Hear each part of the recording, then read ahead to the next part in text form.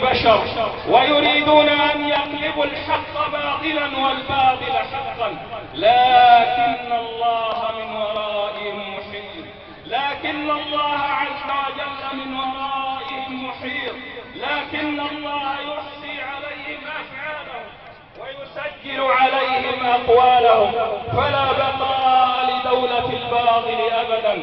فلا تحزنوا أيها الإخوة. وعلى أولئك الذين يتصدرون المشهد في كل مكان عليهم أن يتقوا الله في المسلمين، وعليهم أن يتقوا الله في الموحدين، وأن يعلموا أن سفك الدماء إنما هو من أكبر الجرائم. فما أرسل الله من نبي ولا أنزل من كتاب ولا شرع من شريعة إلا وبين أن سفك الدماء من أعظم الجرائم.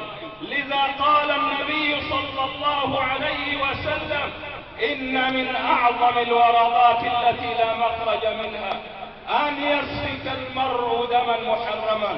وقال صلى الله عليه وسلم: لا يزال المسلم في فسحة من دينه ما لم يصب دما حراما.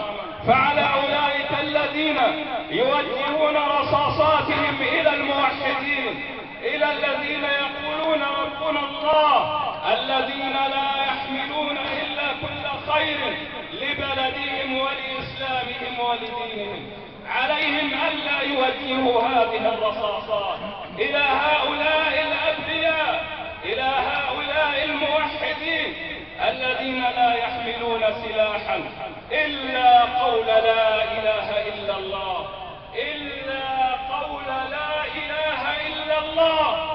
لا يحملون سلاحا كما يدعي الإعلام الفاسد، ولا يحملون خنجرا كما يروج المخدوعون المغرورون بالإعلام الفاسد. عليهم أن يعلموا أن سفك دماء هذه الدماء البريئة إنما هو أمر يهدد البلاد والعباد، يهدد المجتمع بأسره بغضب من الله ولعنة تحل بالجميع إلى قيام الساعة. فعلى أولئك أن يتقوا الله وأن يوجهوا رصاصاتهم التي وجدت لتكون شوكة في ظهر أعداء الله عز وجل، التي ينبغي أن توجه إلى صدور الصهاينة والكفرة والمشركين في بقاع الأرض، لا أن توجه إلى الموحدين.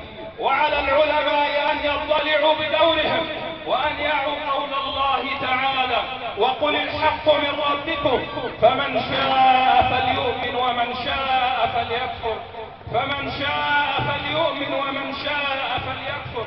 عليهم أن يعلموا أنهم ينبغي أن يكونوا قوامين لله بالقسط، شهداء